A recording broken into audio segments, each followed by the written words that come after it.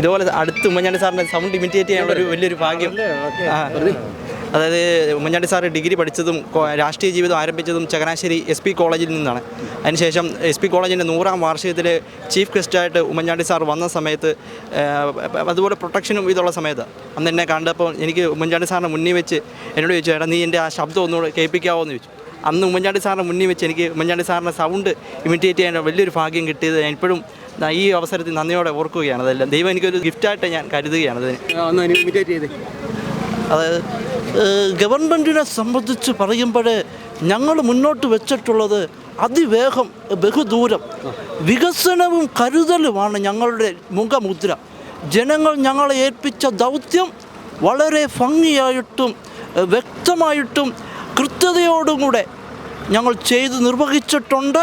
അത് ജനങ്ങൾക്ക് ബോധ്യമുള്ളതിനാൽ ജനങ്ങൾ എന്നും ഞങ്ങളോടൊപ്പമാണ് എന്ന് കൂടി ഈ അവസരത്തിൽ ഓർക്കുകയാണ്. കൂടുതൽ വാർത്തകളും വിശേഷങ്ങളും നിങ്ങൾക്ക് ലഭിക്കാൻ കേരളീയം ന്യൂസ് സബ്സ്ക്രൈബ് ചെയ്യുക. കൂടെ ബെൽ ബട്ടണും അമർത്തുക.